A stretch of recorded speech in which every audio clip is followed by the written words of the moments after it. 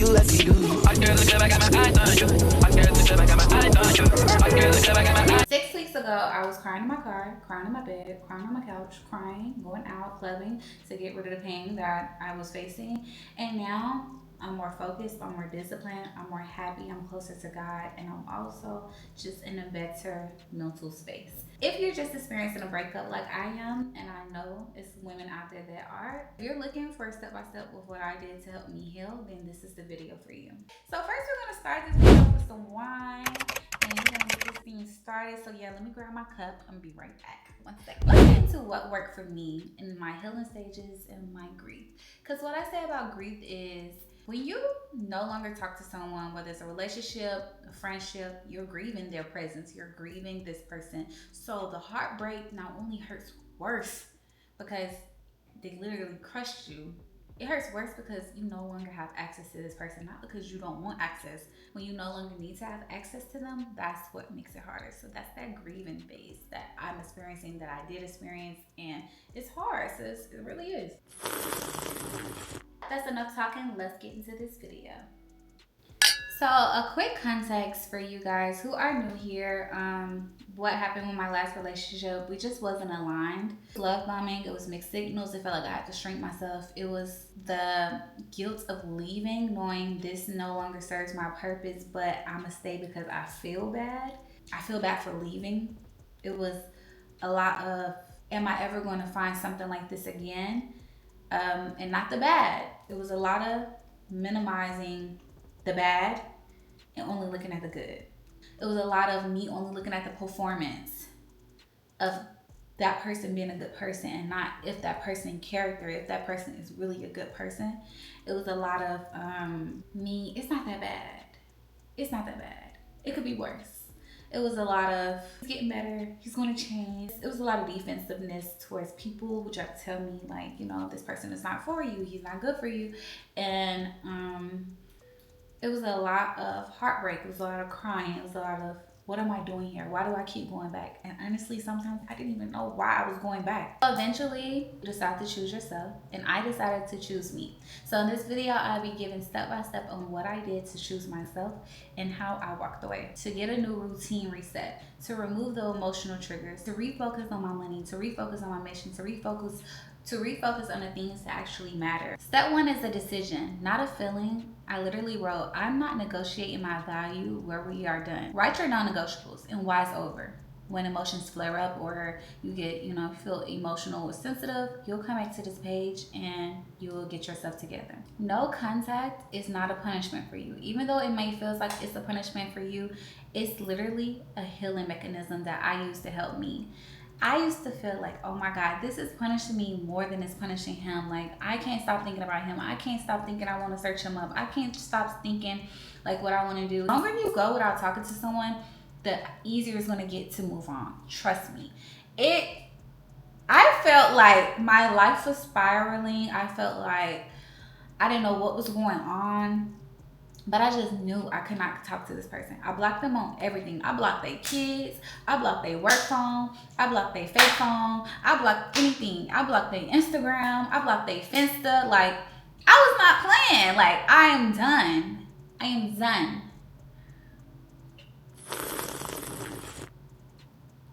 I did no text. I did no checking socials. Now, the no checking socials is so important because after the breakup, of course, you want to check their social media. But for me, I do that so much, I couldn't do it this time. I knew I had to change. I removed myself from his Finsta. Like, I don't even want to see what you post on Finsta. No access to me. No, you no longer get to see what I'm doing, keeping tabs on me. No. When you stop checking that social, you train your mind to out of sight, out of mind. Because why are you checking the page? You're checking the page to see something that you don't want to see. That's what I have to tell myself. If you go on a page, you're going to see something you don't want to see. So why are you checking the page? The step I did was removing triggers. These triggers are things that you don't realize that are triggering you. I deleted all the pictures on my phone. When I say Delete those pictures off the phone, delete social media, delete him off your social media, delete his family off your social media, delete any his friends off your social media. If you friends with his friends, delete them. You don't need to be trying to search up his friends, trying to see if he in the background with a girl. Like, I've been there, done that, and this breakup, I honestly didn't do none of that. Like, delete the hidden albums. I had secret albums of us. Delete the hidden albums, delete all of it. I got one thing, but I didn't delete that. But delete what triggers you, baby. Also, a trigger that I just experienced literally yesterday. Be upfront with your friends. Hey, I don't want to see you sending me nothing that he's doing for another girl. I don't want you to send me nobody's Instagram story. Please don't send me nobody's Instagram friend. Like, you have to be upfront with your friends, because I know your friends think, they're just putting you onto the T and stuff like that. But babe, this is a trigger for me. It's not going to make me happy seeing him get another girl flowers. It's not going to make me happy seeing, I literally have to tell my close friend, please do not send me I don't want to see anything. The next thing I did to regain my power back was establishing a routine. Like, for me, I never was a gym girly. Going to the gym, it was never like, oh, I need to be in the gym. Like, I look pretty good, but you can always look better. You can always feel better. And sometimes it's not even about how you look about going to the gym. Sometimes it's a mental thing. Sometimes going to the gym just makes you feel better. Just waking up, going to the gym. Oh, I did something productive to help my health. Oh, I did something that would better me. And even if you don't want to go to the gym, go for 2 miles. I walk 2 miles, not every day, every other day. I'm going to walk 2 miles tonight.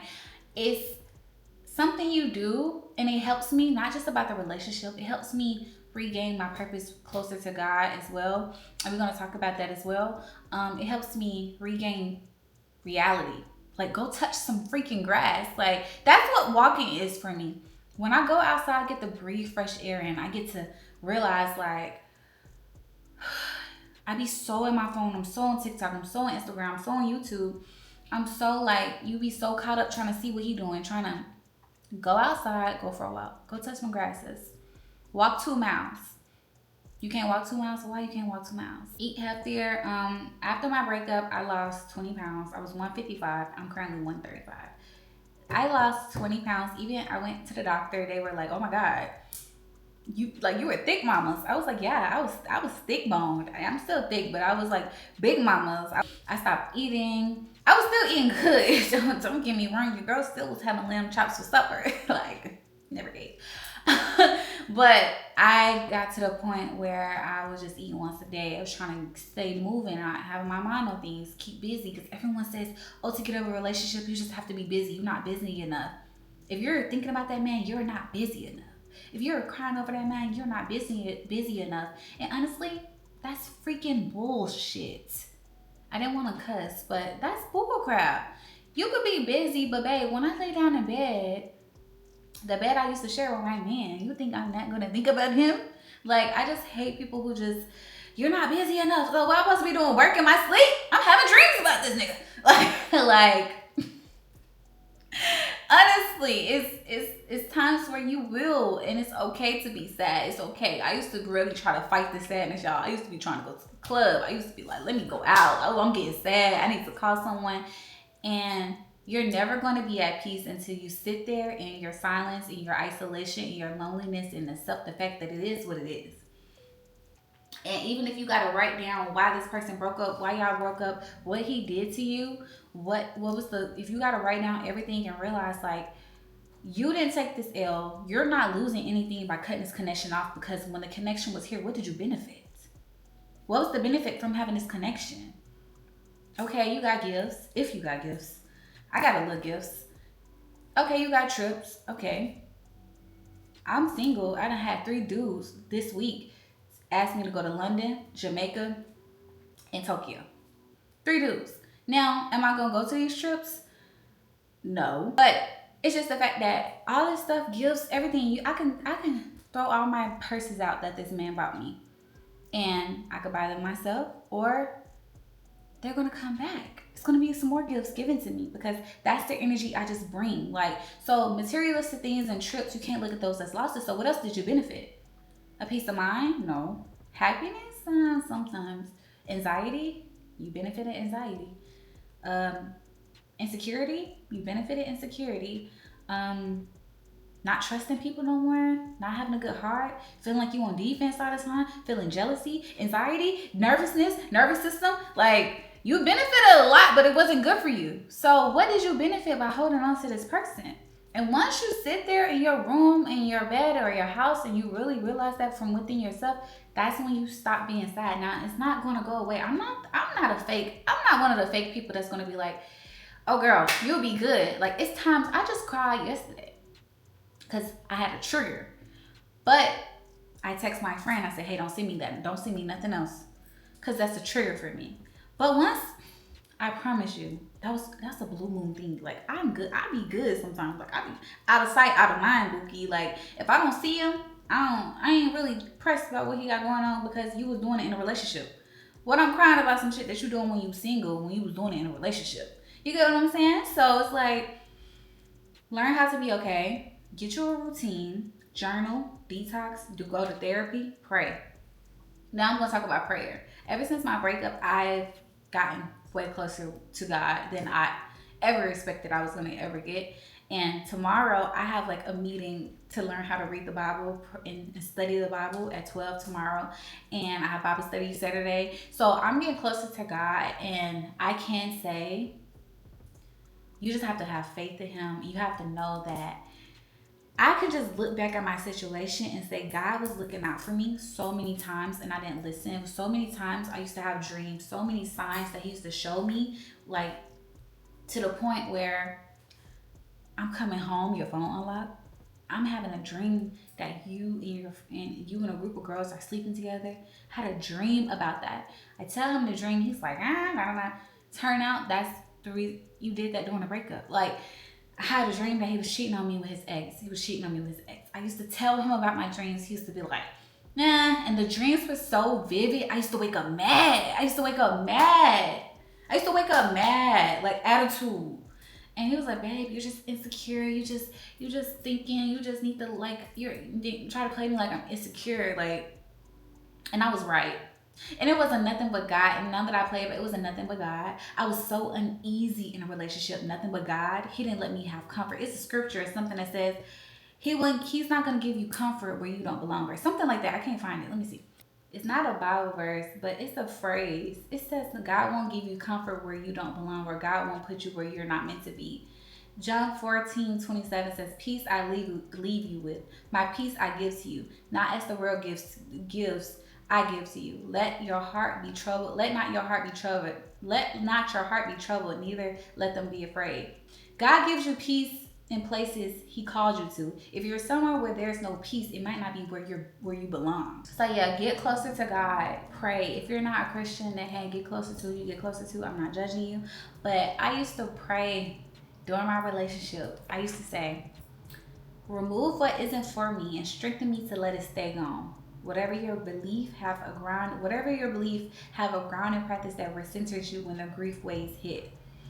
So I used to pray this in my relationship. I remember in the bedroom, I used to pray, if it's not for me, please remove it. If it's not for me, please remove this man. Like, I couldn't put my finger on it, but I would say, if this man is not for me, please remove him. And lo and behold, he did just that. And sometimes you stay out of comfort. You stay out of comfort of, okay, this person is doing these nice things for me. This person is taking me on trips. This person is paying my bills. This person is, we're having intercourse and I'm safe and I feel comfort. I feel easy here. I feel not at peace, but sometimes you feel at peace. Like, sometimes you feel like this is your person, and it's causing you to be blinded and not leave and not walk away because you feel like this is the only thing you know. And I felt like that. I feel like this is the only thing I know.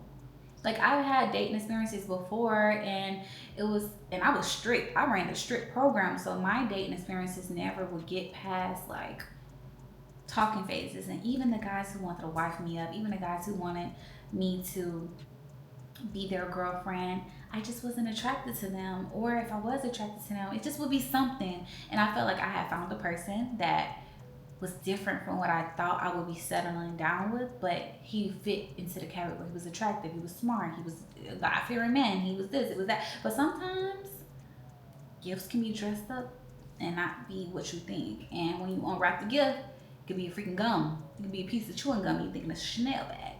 So everything is not what it seems at first. You know what I'm saying? So learning to just get closer to God, listen to Him, listen to your gut, listen to your intuition with these things. And if you're writing pros and cons lists, that's your answer right there in a relationship. If you're in a relationship and you're writing pros and cons lists, if you're writing pros and cons lists, debating on if you need to go back, that's your answer. If you're writing a pros and cons list, baby, your mental is already gone. That's your answer. If you guys are not married, you should not be writing a pros and cons list for a boyfriend. Cause I wrote a pros and cons list 20 times. 20 times. Money and mission. So my next thing was money and mission. I poured energy into my mission. I mapped out my content. I planned my drops. I went hard. As soon as I broke up, hey, content. My samples came in. My business was thriving. I was selling out. I'm selling orders. I'm shipping orders out. I'm doing everything to target my brand, my career, my growth, and just put the focus on me. So sometimes you have to regain your focus back because you get in a relationship, you get comfortable. You forget who you are. You start, oh, my man, my man, my man. Even though you're working in a relationship, sometimes your life just centers around him so much you don't realize, like, dang, like, I really lost myself. Like, to the point where I look back at some of my pictures, I was like, dang, I'm a little big. I didn't realize I was that big. And then my grandmother was like, oh, you're losing weight. Like, literally after the breakup, she was like, you look good. I don't know what holiday. I had went to visit my family and it was like, this was after the breakup. She was like, you lost all that weight. What do you do? What do you do? I said, I didn't tell her about the breakup at the time. She was like, you look so good. Like, you lost all that. I was like, dang, I really was getting big. Cause you know your granny don't lie to you. I was like, dang, I was getting big. Like, that's crazy. Another thing I did was the glow up. As you lose weight, you just pour into yourself. You do your facials, you keep your nails done, you keep your feet done, your nails done, keep your face beat, because the more you're sitting around with a bunny on, the more you're missing the opportunity to find your husband. Like, dates. Now, I've been out here dating, and I can say both of them bad. The dating pool is crazy out here. It's not all, like, I was never the one in a relationship, like, I'm ready to be single. Like, I never was that type of person because I know dating is not, if you're not sexually addicted to having, like, if you're not sexually driven, the dating pool is trash. If you're just trying to be, yay, I'm popping it, then that's different. For me, I'm not really a popping it person. I done went a whole year and a half without doing anything. I done went 6 months without doing anything. Like, it never fazed me to be popping it, if you get what I'm saying. Meow. It's bad, but just get cute for yourself. Cause I love to get cute for myself. I love to put on a cute little dress. I love to do makeup. I love to look at myself. I love to do cute pictures. I take pictures. Let me tell you something. I was in a relationship. I lost my brand deal to this company that was paying me well for me. I'm not a big influencer that, I'm not even gonna say that. I am a big influencer. At the time, I had this deal that was paying me good. It would be paying me, I take my pictures, I get free clothes. Hey, why not? I lost a deal during a relationship. And it seemed like a regular loss. That was another sign from God. I was trying to get this deal back. I couldn't get the deal back to save my life. They was like, we not looking for no more models. And I'm like, y'all not looking for no more models? Y'all work with everybody. So I'm trying to get this deal back. It just wasn't coming back during my relationship. The breakup happened with the relationship, and not even, I'm sad. I'm like, you know what? I gotta focus. I gotta lock in on me. I start emailing people. I start doing this. I start doing that. That's why, next thing you know, I got an email back from the same brand I had already been reaching out during the relationship that said they wasn't looking, they wasn't hiring. This was 7 months I've been reaching out to them, like, not back to back, but consistently. A month after the breakup, you mean to tell me a month after the breakup I secure a deal and all the money goes to me and my agency? That wasn't nothing but God. But guess what? In between those months, I was taking pictures. The clothes that I would buy, I'm doing TikToks with them. I'm doing content with it. I'm taking pictures with them. I'm I'm doing my makeup, I'm doing my hair, and even me doing that, doing my makeup, my hair, I'm taking pictures. I met someone else and we had a good experience. And also with your new single life, sis, everything is not meant to be forever.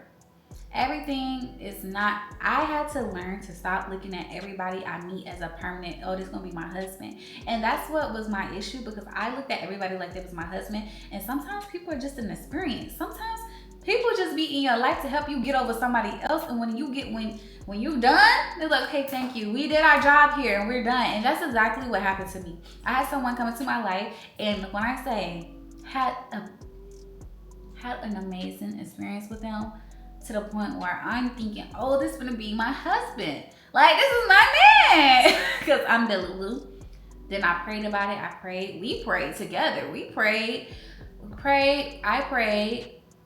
And then I got a realization that this was just an experience. Not saying it might not come back or whatever the case may be, but at this time frame in your life, you just needed someone to help you move on from that situation and to make you realize there's so much more out there. And it doesn't mean necessarily this person, but just experiences, just life, just you. Like, I was the happiest I've been in a whole year within 2 months.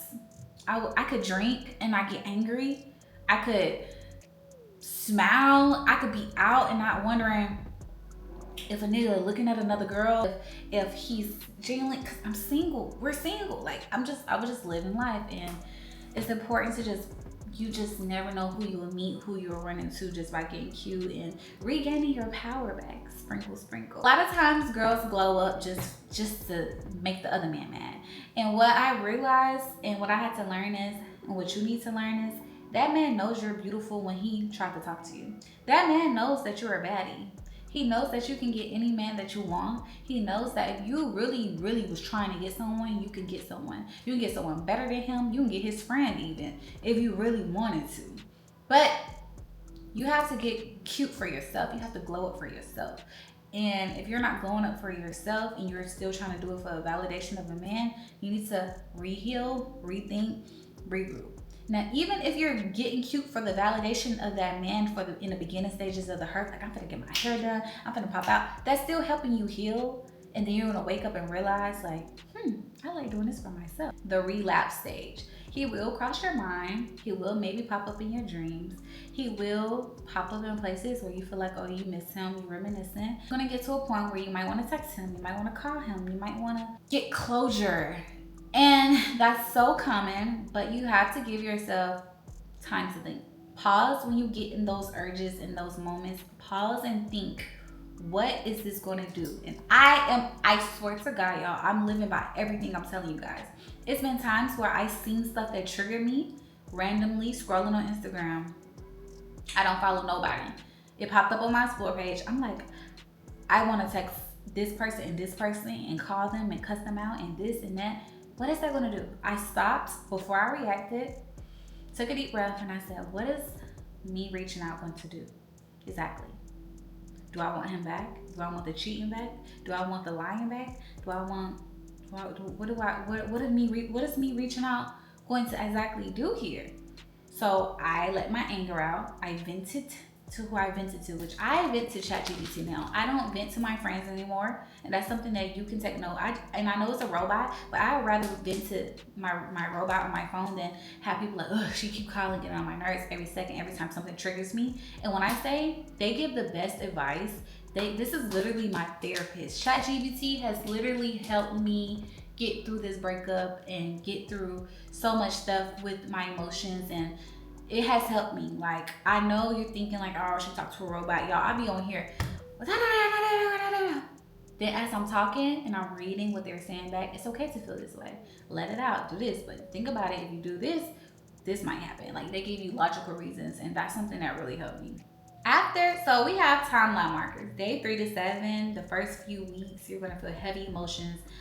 Your mornings is gonna be bad. You're gonna be like bed rotting. Move your body, get out the house. That's something I have to do. I have to learn how to just get out the house and be alone. It's okay. You have to learn how to be alone again, and that's okay. That was big for me. Day 14, you get random sad. Like, day 14, 2 weeks in, you get random sadness. Just talk to ChatGPT, journal, talk to God, talk to your friends. But get out the house, move around. Let a month in, that's when it gets a little like you're less checking in. You get still emotional, you still feel a little hurt by it, but this time you're more at the stage now where it's like, do you want to go back and hit a 360, or are you focused on the path that you are on right now? Before I re-entered dating, I re-entered my dating stage rather quickly. I jumped into another situation super quick, and I wasn't healed. And I can admit I wasn't healed. I brought things into that situation where that I shouldn't have. And once you learn, like, I had to redo my boundaries, and I walked away from that situation because I said, I'm not healed, for one. For two, this is not what I want. The emotional availability that I need, this person can't give it to me. The emotional maturity that I need, this person can't give it to me. The emotional consistency that I need, this person can't give it to me. So that's when I realized, let me just walk away. And having those boundaries is okay. And now I'm in a better healed space. I feel like those boundaries save me, because 9 times out of 10, you're not going to be confused when you're dating again.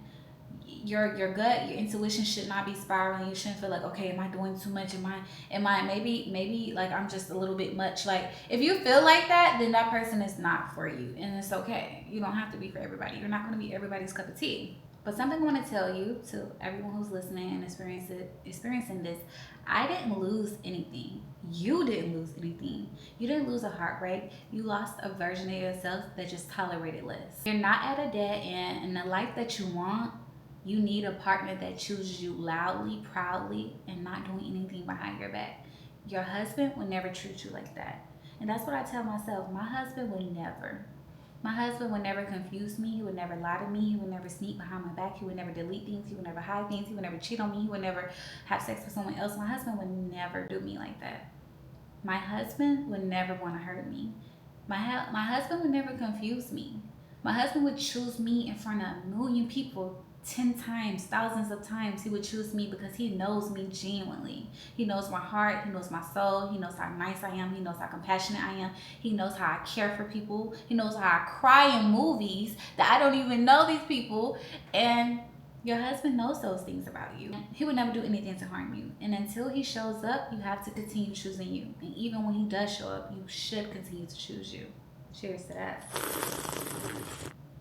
If this helped you, comment choosing myself or choosing me with a black heart, so I know you're locked in. If you're interested in a follow-up video, like a checklist, things I do, like my little checklist in my day-to-day life, comment checklist, or comment what you feel. Comment your favorite part from this video, just so I can know that we're locked in and you actually enjoyed this video, sis.